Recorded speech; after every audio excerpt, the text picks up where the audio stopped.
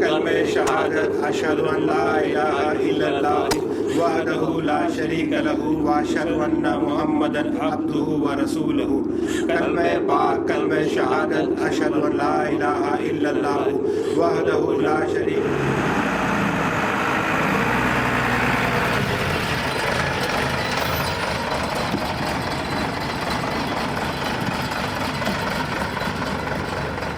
कलमे पाक कलमे शहादत अशहदु अन ला इलाहा इल्लल्लाह वहदहु ला शरीक लहू व अशहदु अन्ना मुहम्मदन अब्दुहु व रसूलुहु।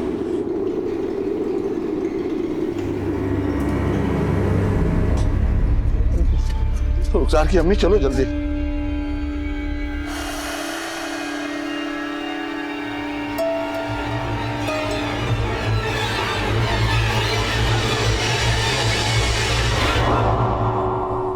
हमारे बेटे रुखसार कहाँ है?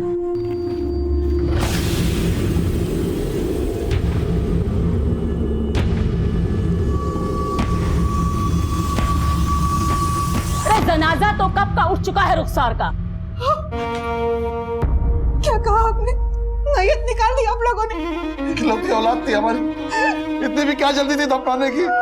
थोड़ा इंतजार तो कर लिया होता। मैयत को ज्यादा देर तक नहीं रोका जाता, जानते हैं ना आप। अरे कम से कम एक बार दीदार तो करा देती हमारी बेटी का। जाइए कोशिश करिए, कब्रिस्तान में शायद दीदार भी हो जाए। चलिए मेरे बेटे के पास चलिए।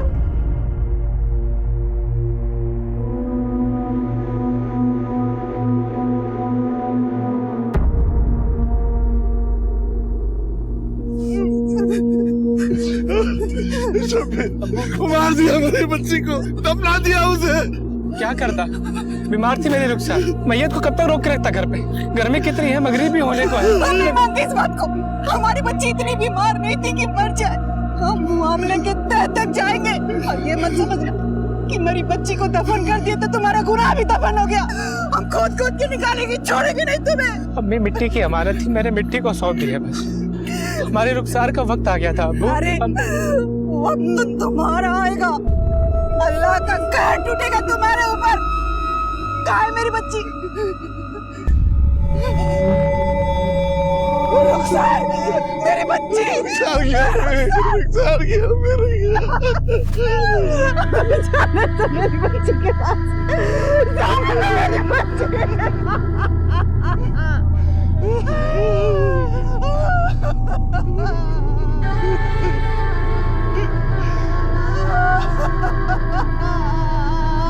मेरी बच्ची रुखसार। अम्मी, अल्लाह क्या हुआ बेटी? इतनी गर्मी है अम्मी, पानी दो ना। हाँ हाँ बिलाई।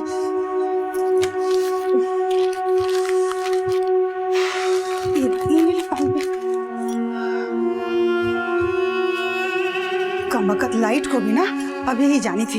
ये छाता बिना किसी काम का नहीं रहा। इसीलिए तो बोलती हूँ बेटा कि कहीं भी जाकर शाम को जाकर ठंडा ठंडा। अम्मी, मुझसे ये गर्मी बिल्कुल बर्दाश्त नहीं होती। मेरा बच्चा।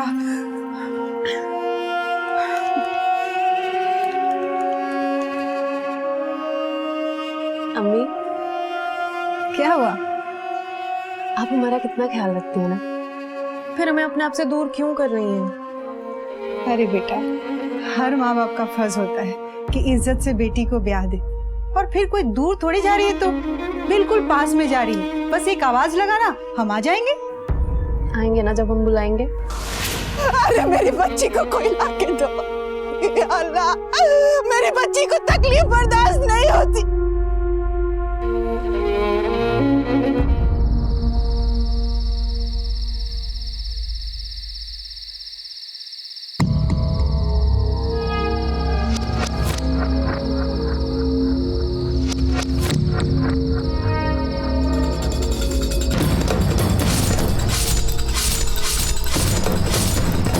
नमस्कार, आदाब। क्राइम पेट्रोल डायल 100 में आप सबका स्वागत है। अक्सर ऐसा कहते हैं कि मौत जिंदगी का आखिरी पड़ाव है। जिंदगी के दिए दर्द, तकलीफों और परेशानियों से छुटकारा है मौत। मौत पर आकर सबकी कहानी खत्म हो जाती है। हमारा आज का ये केस किसी की मौत से तो शुरू हुआ, लेकिन उसके बाद जो जुर्म की रोंगटे खड़े कर देने वाली कहानियां सामने आई वो नाकाबिले यकीन है। औज़ु बिल्लाहि मिनश शैतानिर रजीम बिस्मिल्लाहिर रहमानिर रहीम अल्हम्दुलिल्लाहि रब्बिल आलमीन अर्रहमानिर रहीम मालिकि यौमिद्दीन इय्याका नअबुदु व इय्याका नस्तईन इहदिनस सिरातल मुस्तकीम सिरातल लज़ीना अनअमता अलैहिम। मौलवी साहब, ये सुराग कैसा है? रहमत साहब, बड़े बुजुर्गों का कहना है कि जल्दी कब्र धंसने से अच्छा होता है। मौलवी साहब, ये धंसी नहीं है, किसी ने खोदा है। क्या कर महमूद भाई, यहाँ खोदो तो देखो तो क्या है।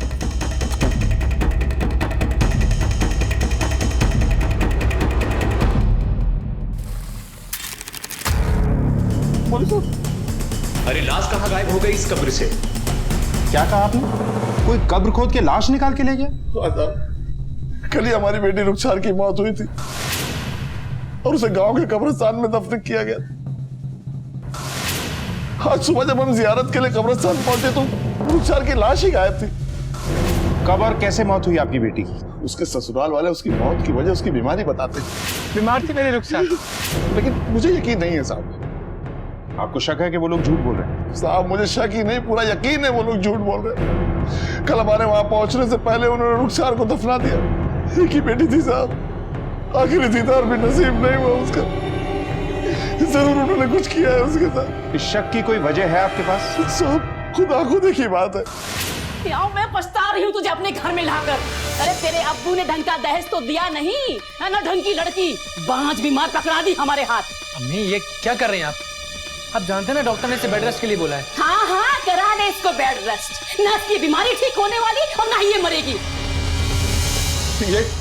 ये क्या बोल रही हैं आप? अब्बू, क्यों मरेगी मेरी बेटी? देखो अपनी बीमार बेटी को, न तो इससे शौहर खुश ना ये खानदान खुश। अम्मी, शांत रहिए ना। मैंने कहा चल अंदर चल। चल बेटा, तू चल मेरे साथ, मैं इलाज कराऊंगा तेरा। चल। नहीं अब्बू, हम आपके साथ नहीं जाएंगे, हम ठीक हो जाएंगे। हमारा यहाँ इलाज चल रहा है ना। लेकिन रुखसार, अब्बा, हमारे मुश्किल हालात से हमें लड़ने दीजिए। हम आपकी बेटी है ना, देखना जीत कर ही निकलेंगे। उस दिन के बाद हमारी रुखसार के ससुराल वालों से बातचीत कम हो गई। मेरी बेटी अपनी जिंदगी की जंग हार गई, घुट घुट के मर गई वो साहब।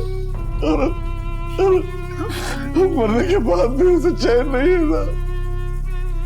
मेरी बेटी की लाश ढूंढ दीजिए साहब। आप फिक्र मत कीजिए, हम चलते हैं आपके साथ।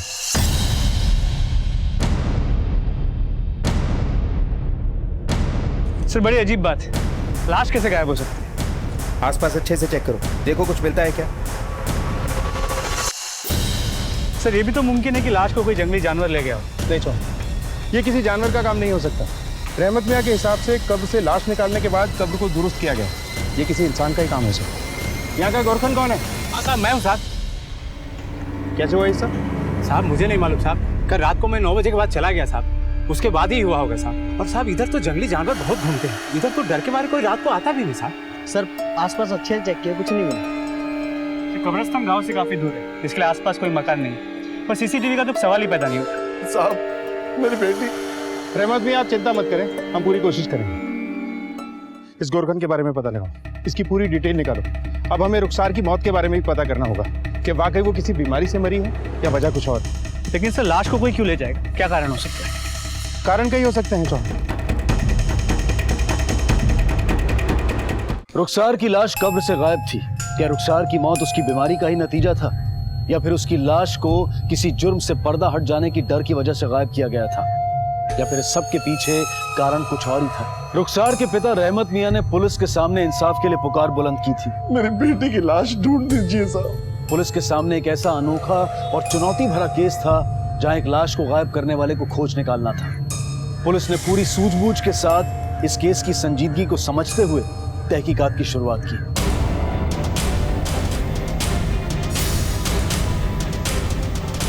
सर, हुआ क्या ये तो बताइए। क्या हुआ? पूरे घर की तलाशी लो। क्यों? क्या हुआ ये तो आप हमें बताएंगे। रुखसार की मौत कैसे हुई? सर, 3 साल हुए थे शादी को, उसके बच्चा नहीं ठहर रहा था तो डिप्रेशन की शिकार हो गई। कहीं ऐसा तो नहीं कि तुम्हारे दिए हुए डिप्रेशन की वजह से उसका बच्चा नहीं हो रहा था? नहीं सर, ऐसा नहीं है। उसका इलाज तो शहर की सबसे बड़ी general physician doctor Sunita Narang से चल रहा था। डॉक्टर ने उसको टेंशन लेने से मना किया था, लेकिन वो डिप्रेशन से उभर ही नहीं पाई। और अगर रुखसार इतनी ही बीमार थी, उसे अस्पताल में एडमिट क्यों नहीं किया? यहाँ घर पे रख के उसकी मौत का इंतजार कर रहे थे। उसे उसके माँ बाप के घर भी भेज सकते थे, और इतना ही नहीं तो उनके आने से पहले उसे दफन भी कर दिया, उनका इंतजार भी नहीं किया। दरअसल रुखसार हॉस्पिटल में एडमिट होना ही नहीं चाहती थी और ना ही अपने माँ बाप के घर जाना चाहती थी, और जब लेने आते थे तो उनको मना कर देती थी। कहती थी कि डोली में बैठकर आई हूँ तो जनाजे में ही निकलूंगी। अब बताइए साहब, अब अचानक मर गई। हमने उसके माँ बाप को भी इत्तला किया था, वो लोग वक्त पर नहीं आए साहब। अब लाश को लेकर कब तक बैठे रहते, हमने उसको दफना दिया। इसका मतलब ये तो नहीं साहब कि हमने कुछ कर दिया। रुखसार की लाश कब्रिस्तान से गायब है। और तुम तो सुबह जियारत के लिए भी नहीं गए। कहीं ऐसा तो नहीं कि उसकी लाश के गायब होने में तुम दोनों का ही हाथ है, ताकि सच्चाई से पर्दा ना उठ जाए? मैं जियारत के लिए जाने वाला था। अभी इस वक्त? साहब, जो जिंदा रहकर हमारे लिए किसी काम की नहीं तो लाश का हम क्या करेंगे? साहब जाइए, आप उसे ढूंढिए कहीं। वो तो हम पता कर ही लेंगे, लेकिन अगर ये पता चलता है कि इस सब में आप दोनों का हाथ है, तो बाकी की जिंदगी तो आप पक्का जेल में काटोगे, और बची हुई जिंदगी आप डिप्रेशन में बिताओ। रुखसार की डेथ सर्टिफिकेट दिखाइए। हाँ।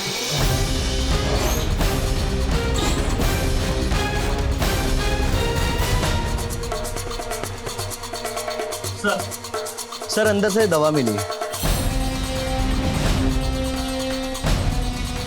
नींद की दवाई है कि रुखसार की? हाँ सर, वही लेती थी, डॉक्टर सुनीता नारंग ने प्रिस्क्राइब किया था।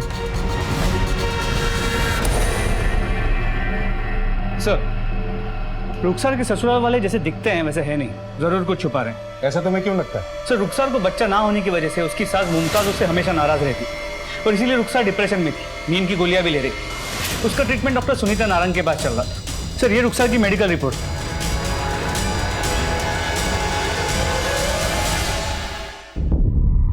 जी हाँ, ये दवाई मैंने लिखी थी रुखसार के लिए, क्योंकि डिप्रेशन के शिकार व्यक्ति के लिए ये दवाई बहुत ज़रूरी है। इनसे उनके दिमाग की सोच और डिप्रेशन से बाहर निकलने में मदद मिलती है। मौत की वजह क्या थी? सर, वो अपनी ज़िंदगी में खुश नहीं थी, बीमार रहती थी, काफ़ी कमज़ोर भी हो गई थी, वक्त पे दवाई और खाना नहीं खाती थी। कार्डियक अरेस्ट से बिल्कुल नेचुरल डेथ थी। ये डेथ सर्टिफिकेट आप ही ने इशू किया है? जी हाँ। डॉक्टर, इसकी डेथ तो नेचुरल थी, लेकिन इसकी लाश के साथ अननेचुरल हुआ है। कब्र में से इसकी लाश निकाल ली गई। सॉरी सर, मैं इसके बारे में और कुछ नहीं जानती। सर, ये भी तो मुमकिन है कि ये डॉक्टर शब्बीर से मिली हुई है, क्योंकि लाश तो अब भी गायब। इस डॉक्टर पे नजर रखो, और शब्बीर और मुमताज के साथ इसके फोन रिकॉर्ड्स भी चेक करो, और देखो कि कब्रिस्तान में इनमें से किसी का फोन लोकेट होता है क्या। सर। अब्बू, हम लोग कॉलेज जा रहे हैं। मगरिब से पहले आ जाना, स्कूटर संभाल के चलाना। हाँ जी अब्बू। जाओ। अरे रुको, टिफिन तो लेते हुए जाओ।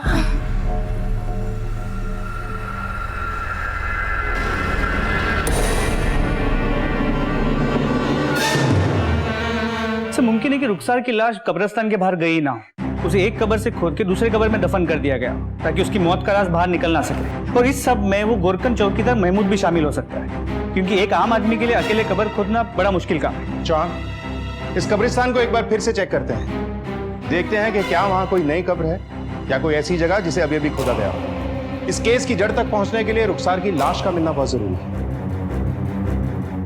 ये कब्र किसकी है? सर, यहाँ किसी बुढ़े को दफनाया गया था, उसी दिन जिस दिन उस औरत को दफनाया गया था। पता नहीं कौन है, याद नहीं। अपने हाथों से दफनाता है और याद नहीं कि किसकी है? सर, दफनाने के बाद तो सगे संबंधी भूल जाते हैं, मैं याद रख के क्या करूंगा, लेकिन रजिस्टर में है सर, मैं देख के बताऊंगा। ये सर असगर कुरैशी।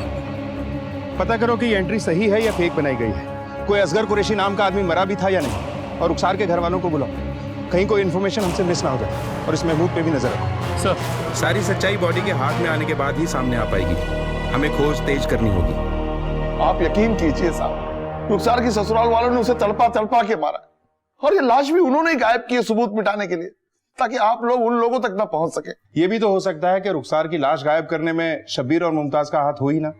क्या शादी से पहले रुखसार का किसी के साथ अफेयर था या कोई दुश्मनी?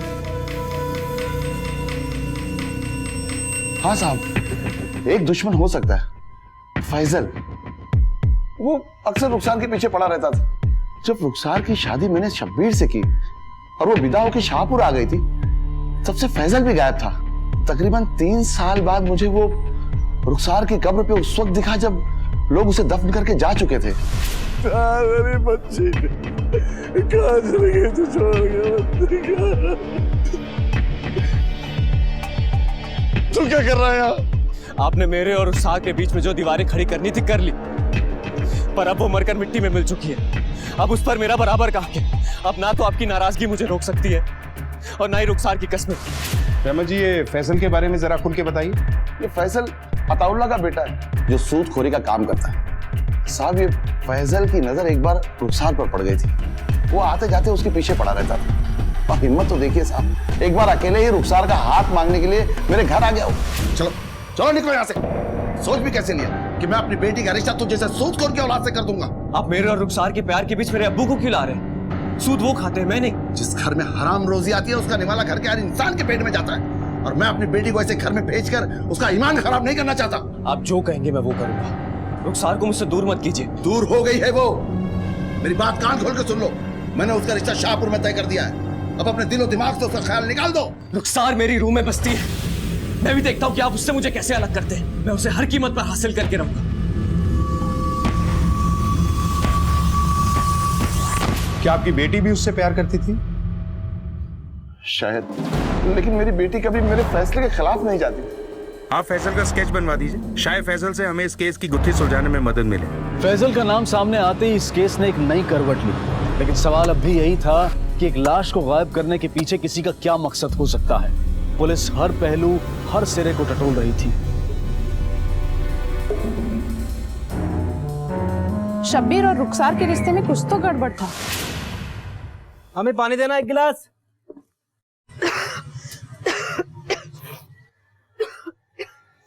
नहीं पीना तुझ जैसे गुनहगार के हाथ से पानी मुझे। तुम जैसी बद किरदार को अपना के पछता रहा हूं।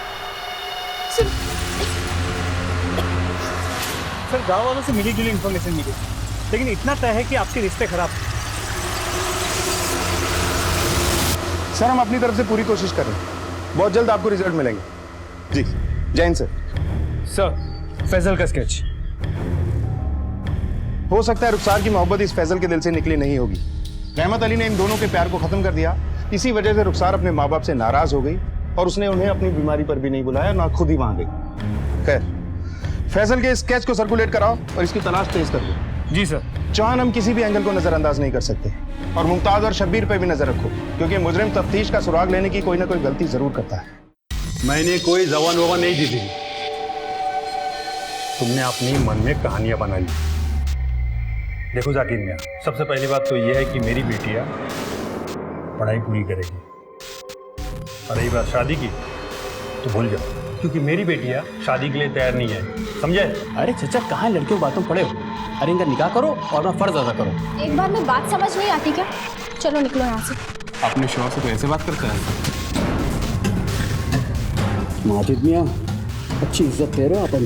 ये तमाचा तुझे बहुत महंगा पड़ेगा। निकलो यहाँ से, वरना और मारूंगी।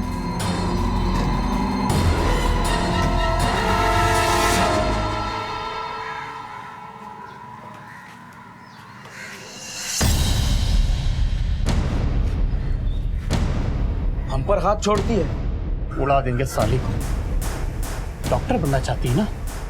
देखता हूँ कैसे बनती डॉक्टर। जी साहब, इस आदमी को मैंने शब्बीर के घर के आसपास ही नहीं, बल्कि उसकी बीवी रुखसार को मिलते हुए भी देखा है। ये आदमी तो काफी दिनों से इसी गांव में रहता है और शब्बीर के घर के आसपास ही दिखाई देता है। हाँ साहब, फैजल का घर तो पीछे वाली गली में है, वहाँ पर।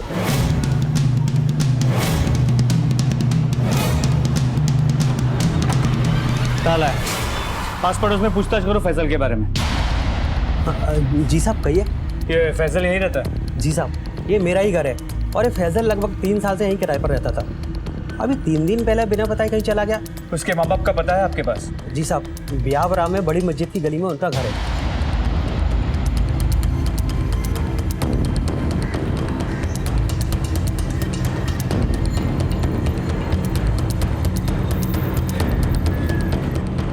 एक मिनट, ये फैजल के माँ बाप यही रहते हैं ना? सर 2 दिन से कहीं गए हैं, हमें कुछ बताया नहीं। चलो पांडे, एक खबरी को इनके घर पे नजर रखने को बोलो। कोई भी इंफॉर्मेशन मिलती है हमें अपडेट करने के लिए बोलो। इस फैजल का मिलना हमारे लिए बहुत जरूरी है।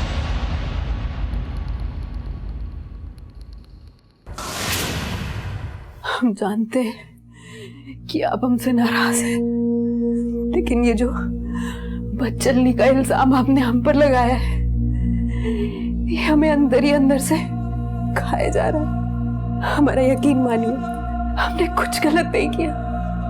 हम मानते हैं कि हम आपको औलाद का सुख नहीं दे सके।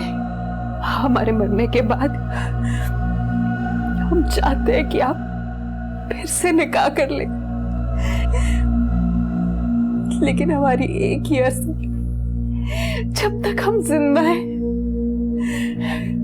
हमें घर से मत निकालिए।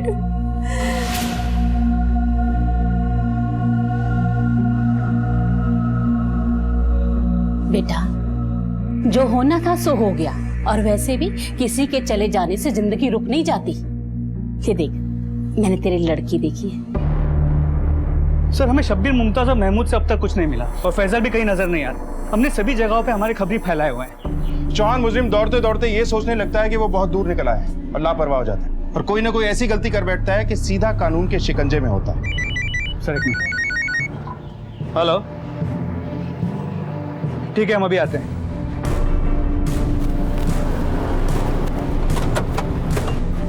हटिए यहाँ से, हटिए हटिए, चलिए।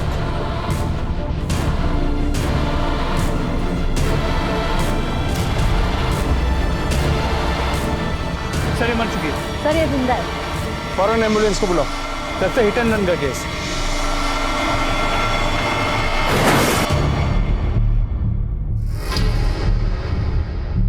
सर, इसका नाम नसीम खान है, बाप का नाम माजिद खान, गांव शाहपुर।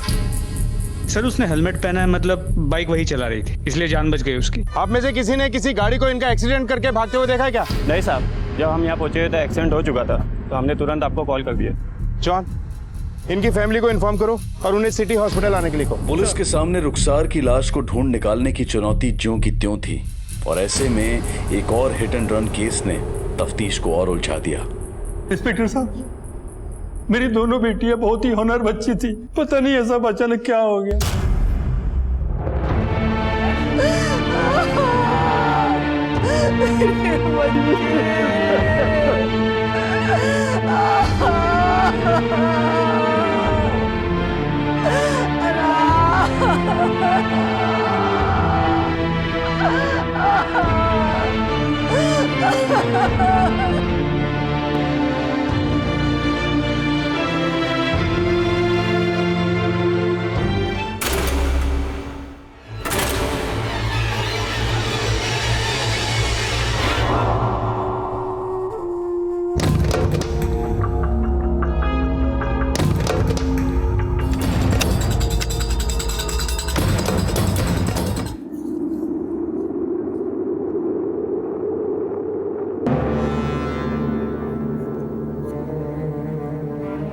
कवर किसने खोदा?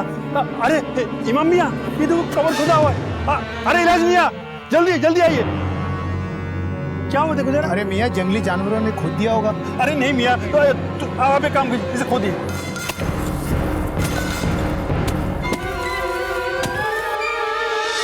मेरी बच्ची की लाश कहाँ गई?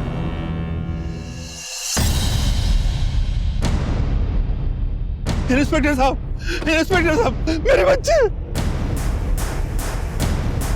आसपास सर्च करो। सर, हम ही गोरखान है साहब इस कब्रिस्तान के। हमारा नाम इलियास है साहब। कहाँ रहते हो? यही पीछे हमारा घर है साहब। अपनी बीवी बिल्किस के साथ रहते हैं साहब। इतनी पास रहते हो, फिर भी ये सब कुछ हो गया? रात के 12 बजे तक तो हम जाग रहे थे साहब, तब तो सब ठीक था। सर ये पत्थर मिला, खून लगा हुआ। मतलब जरूर यहाँ कुछ हुआ है। पांडे, इस पत्थर को फॉरेंसिक लैब में जांच के लिए भेजो। सर, इस केस से जुड़े सभी लोगों के ब्लड सैंपल्स लो। सर, इंस्पेक्टर साहब, मेरी बच्ची नसीम।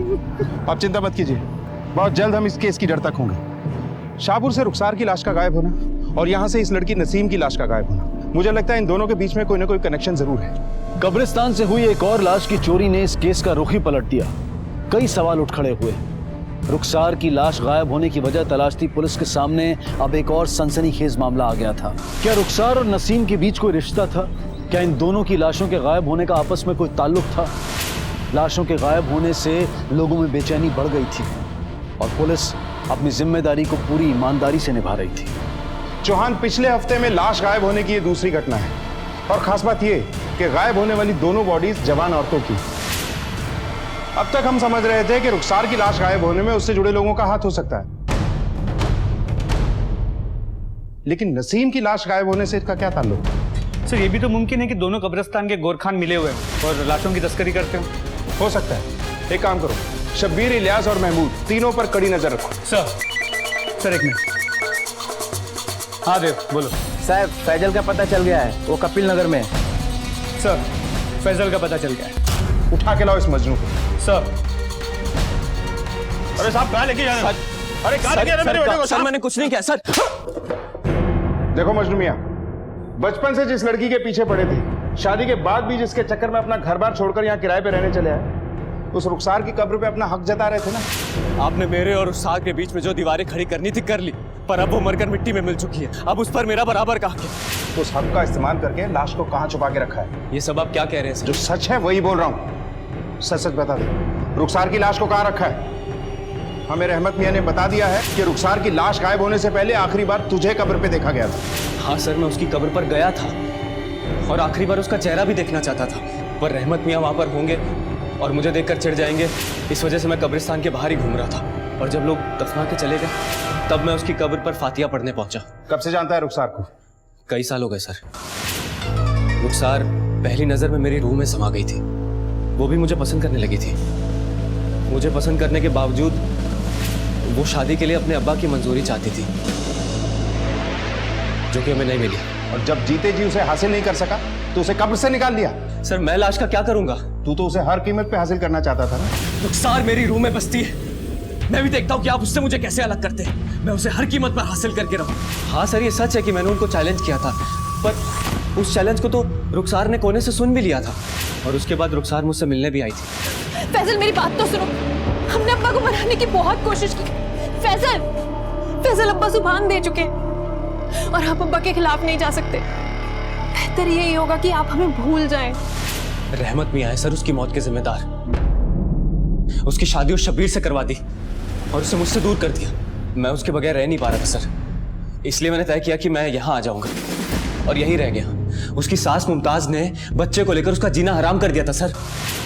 उस तनाव में उसकी तबीयत भी खराब हो गई और ये सब मुझसे देखा नहीं गया, इसलिए एक दिन मैंने उसका रास्ता रोक दिया। रुखसार, बात को समझने की कोशिश करो। ये क्या हाल बना रखा है? देखो दवाइयाँ क्या करेंगे? रुखसार, मैं तुम्हारे बिना रह नहीं पा रहा हूँ, प्लीज वापस आ जाओ मेरे पास। अच्छा, तो ये गुल खिलाड़ी मेरे पीठ पीछे थी। अब समझ में आ रहा है तेरी बीमारी का कारण और तेरे बच्चा ना होने का कारण। शबीर, ऐसा कुछ भी नहीं है जैसा तुम सोच रहे हो। फैजल मुझे जानता है, लेकिन हमारा कोई बुरा ताल्लुक नहीं है। ये हमारे घर रिश्ता लेकर आया था, लेकिन अब्बा ने मना कर दिया था और तब से सब खत्म है। अब तो सब शुरू होगा। तेरे अब्बा को तो जमात में बिठाऊंगा मैं, देखिए।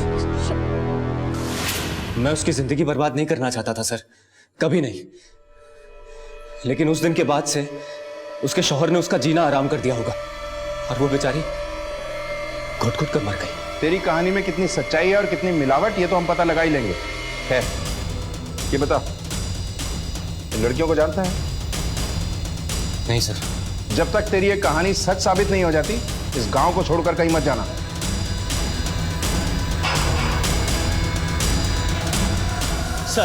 सर नसीम की पोस्टमार्टम रिपोर्ट। सर, रिपोर्ट के मुताबिक नसीम की मौत सर पे चोट की वजह से हुई है। तो फोरेंसिक रिपोर्ट के हिसाब से उनके टू व्हीलर को पीछे से टक्कर मारी गई। इसका मतलब ये महज एक्सीडेंट ना होते हुए एक मर्डर भी हो सकता है। चौहान, एक्सीडेंट की असली वजह जरीन हमें बता सकती है। हमारे लिए जरीन का होश में आना बहुत जरूरी है। जो भी हमारे शक के दायरे में है, सब पे नजर रखो, मुमताज और शब्बीर पे भी। सॉरी सर, जरीन अभी भी बयान देने की हालत में नहीं है। उसकी हालत बहुत ही खराब है, आगे कुछ बोल नहीं सकते। देखिए, ये महज एक हासन है, कोई कत्ल की साजिश भी हो सकती है। आपकी बेटियों की किसी से कोई दुश्मनी थी? इंस्पेक्टर साहब, वो तो हमें नहीं पता, पर मेरा दोस्त जाकिर अपने गवार बेटे इरफान को लेकर मेरे घर आए थे रिश्ता मांगने के लिए। मैंने मना कर दिया था। बात बहुत आगे बढ़ गई और मेरी बेटी नसीम ने उसे थप्पड़ मार दिया था। चौहान, कहीं उन लोगों ने अपनी बेइज्जती का बदला लेने की कोशिश तो नहीं की? उठा के लाऊं सर। रुखसार की गायब हुई लाश की गुत्थी अभी सुलझ भी नहीं पाई थी कि नसीम की लाश गायब हो गई। लेकिन इतना तो सामने आ ही गया था कि दोनों के घरेलू मामले ठीक नहीं थे। रुखसार पर तनाव हावी था, वो अंदर ही अंदर घुट रही थी। उसकी सास मुमताज और शौहर शब्बीर का रवैया उसकी तरफ बिल्कुल ठीक नहीं था। पुलिस ने इस मामले की तह तक जाने के लिए और लाशों को गायब करने वाले तक पहुंचने के लिए इस केस से जुड़े हर इंसान पर कड़ी नजर रखनी शुरू कर दी। सर, संदिग्धों पे छोड़े खबरियों से मिली इंफॉर्मेशन के हिसाब से शब्बीर को कई बार कब्रिस्तान में आते जाते देखा गया। जो आदमी जीते जी रुखसार का ना हो सका, मरने के बाद कब्रिस्तान के चक्कर काट रहा है या फिर पुलिस की तहकीकात पे नजर रख रहा है। शब्बीर की मां मुमताज रुखसार की कब्र की मिट्टी सूखने से पहले ही इसके लिए नया रिश्ता ढूंढ रही है। चौहान, मुमताज को रुखसार कभी पसंद ही नहीं था। दूसरे कब्रिस्तान के गोरखान इलियास को कई बार एक ढाबे पे सुरेश नाम के आदमी से मिलते हुआ देखा गया। ये सुरेश पहले मुर्दा घर में काम करता था और लाशों की तस्करी के लिए अंदर जा चुका है। इलियास की बीवी है बिल्किस। इन दोनों के बीच झड़प हुई, जिसके बाद बिल्किस के सर पे चोट लगी।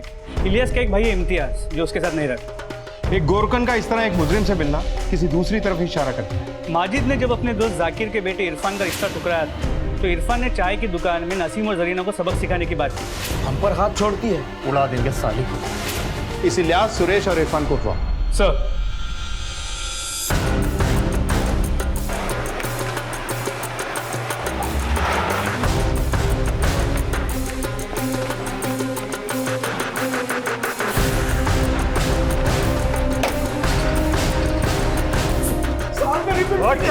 मैंने नहीं किया था।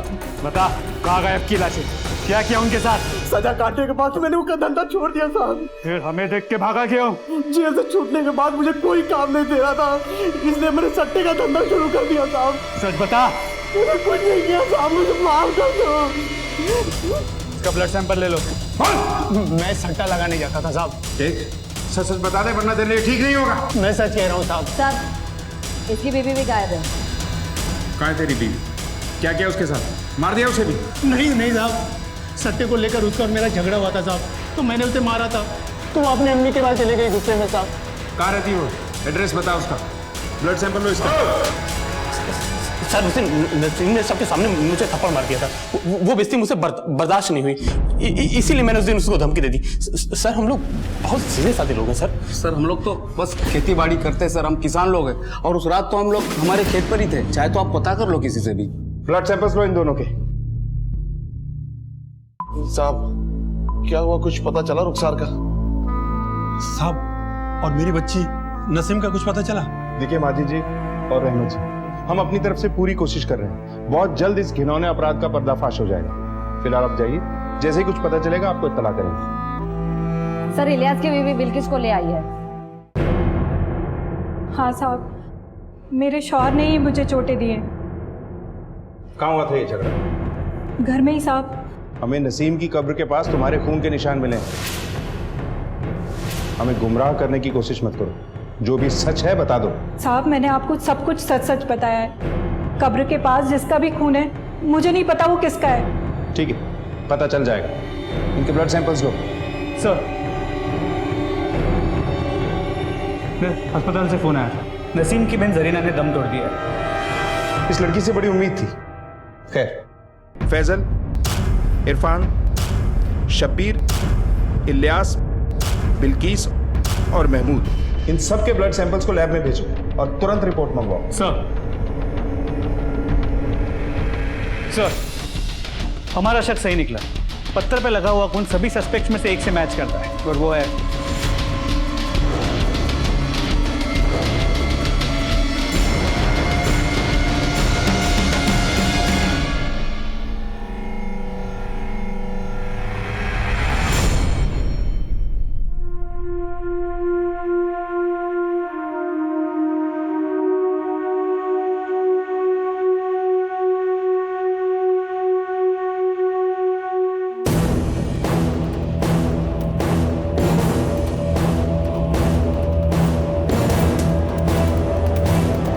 कल में पाक, कल में शहादत, ला इलाहा इल्लल्लाह। रुकिए नवाज भाई, कल में इस जनाजे को नीचे रखिए। मौलाना साहब, क्या बात है? आप अपनी बेटी की मैयत किसी और गांव में नहीं दफना सकते। गांव की इज्जत का सवाल है। आपको अपनी बेटी की मैयत इसी गांव में दफनानी होगी। अब तो जानते हैं कि यहाँ लाशों के साथ क्या क्या हो रहा है। चेक करो अंदर सब।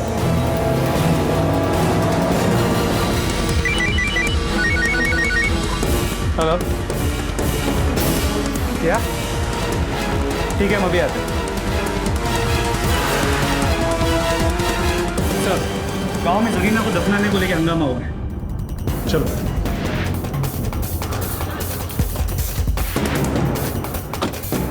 आप लोगों को परेशान होने की जरूरत नहीं है।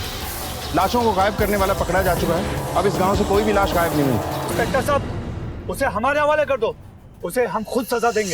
इंस्पेक्टर साहब, हबीब भाई सही कह रहे हैं, उसे हम लोगों के हवाले कर दीजिए। हम लोग सब मिलकर उसे सजा देंगे। क्यों भाई लोग? हाँ, एक मिनट देखिए, आप लोग कानून को हाथ में लेने की बात मत कीजिए। कानून पे भरोसा रखिए। रुखसार और नसीम की लाश को गायब करने वाले का चेहरा बहुत जल्द आप लोगों की आंखों के सामने होगा।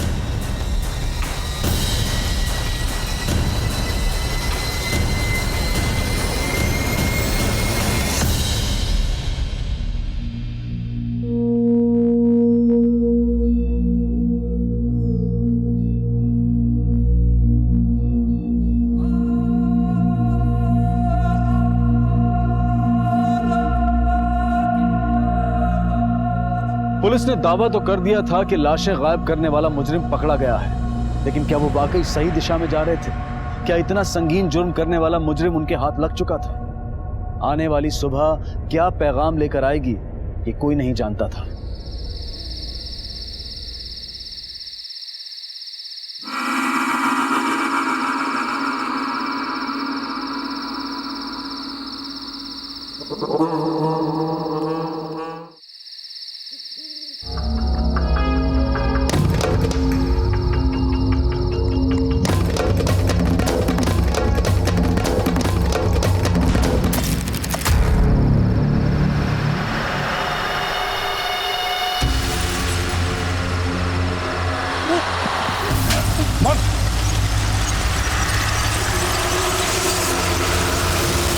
मैं तो बस यहाँ पे कब्र को ठीक कर रहा था और कुछ नहीं।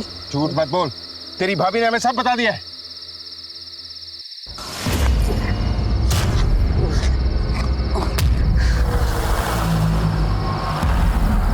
देखो क्या कर रहा है ये। मैं जानती थी कि ये ऐसे ही कुछ करेगा। रुखसार की लाश जब से गायब हुई थी ना, मुझे इसके ऊपर तब से ही शक हो गया था, इसीलिए मैं इसका यहाँ खड़े होकर इंतजार कर रही थी। बिल्किस, ये क्या किया तूने? अल्लाह तुझे कभी माफ नहीं करेगा। ये जो तू कर रहा है ना, गुनाह है। साले शांत हो जा, तेरे घर पे नहीं रहता हूँ अब। अगर ये बात तुम लोगों की जुबान से निकली ना तो काट के यहीं काट दूंगा। साहब, भाभी ना झूठ बोलती हैं। साहब, मैं तो बस कब्रों को ठीक कर रहा था साहब। हाँ, मैंने किया ये सब। सर, 1 साल पहले तक मैं अपने भाई इलियास के साथ उसी के घर पे रहता था। हर रात मैं उसको और भाभी जान को हम बिस्तर होते हुए देखता था, चुपके चुपके। मुझे बहुत मज़ा आता था।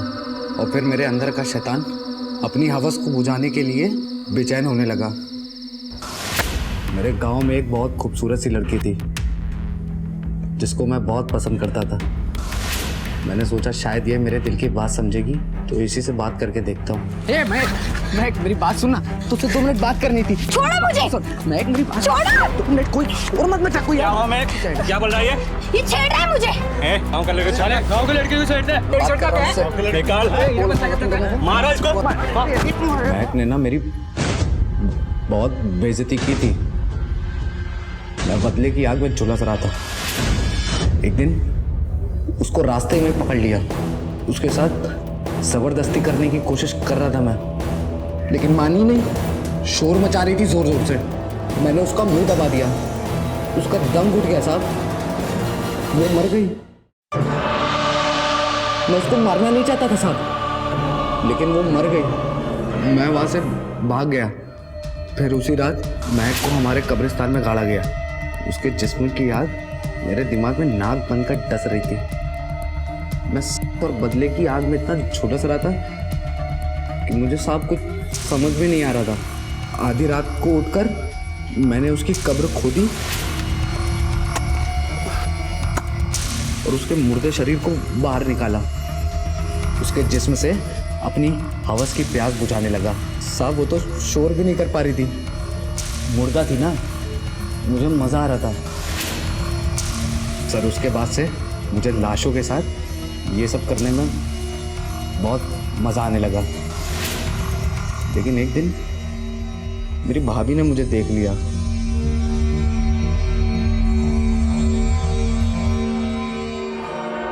निकल, इंसानियत को शर्मसार किया है तूने। अल्लाह तुझे कभी माफ नहीं करेगा। देखो, बोलने से कुछ नहीं होगा, या तो ये इस घर में रहेगा या मैं रहूंगी। तुम क्यों जाओगी?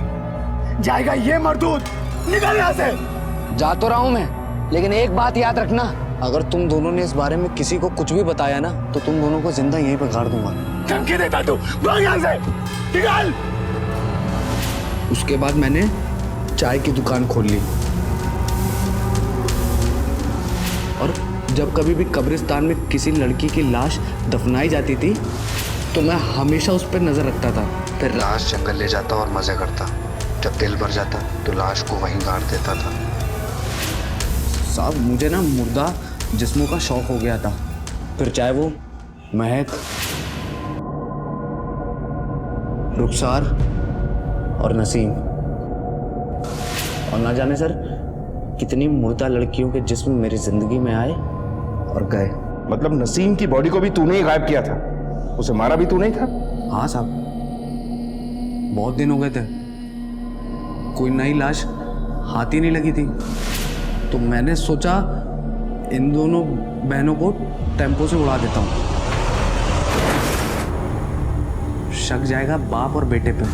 हम पर हाथ छोड़ती है, उड़ा देंगे साली को। वो होंगे जेल के अंदर, और मैं उन लड़कियों के साथ, उनके मुर्दे जिस्म के साथ मजे करूंगा दूर जंगल में। तुझ जैसे दरिंदे को इस दुनिया में जीने का कोई हक नहीं है। सारी सी जेल में।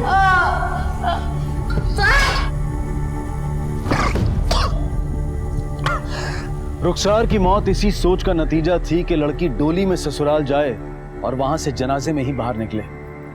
रुखसार हर उतार चढ़ाव को, हर ऊंच नीच को अपने ही बलबूते पर सहन करती रही, हर मुश्किल का हल खुद ही निकालती रही, और अंजाम उसकी बीमारी और उसकी मौत की शक्ल में सामने आया। अगर माँ बाप ने खुलकर ससुराल वालों से बात की होती या रुखसार ने अपने दिल की बात अपने माता पिता को बताई होती तो शायद कोई बेहतर नतीजा निकल सकता था। मुमताज ने अगर अपनी बहू को ताने मारने और कोसने की बजाय उसके इलाज पर ध्यान दिया होता तो शायद आज रुखसार जिंदा होती। इम्तियाज ने अपने कायरतापूर्ण जुर्म को कबूल करते हुए कई और लाशों को चोरी करने का खुलासा किया। लाशें चोरी करने, उनके साथ बलात्कार करने और महक, नसीम और जरीब के कत्ल के लिए उसे हिरासत में लिया गया। नेक्रोफीलिया एक ऐसी अवस्था है जिसमें इंसान दरिंदा बन जाता है, मुर्दा जिस्म से अपनी प्यास बुझाता है। ऐसा मुजरिम इस हद तक गिर जाता है कि अपनी हवस को पूरा करने के लिए वो किसी की जान भी ले सकता है। अब मैं अनूप सोनी आपसे विदा लेता हूं, फिर मुलाकात होगी अगले एपिसोड में एक और चौंका देने वाले केस के साथ। तब तक अपना और अपने परिवार का ख्याल रखें और देखते रहें क्राइम पेट्रोल डायल 100। सबक एक को, सीख हम सबको। जय।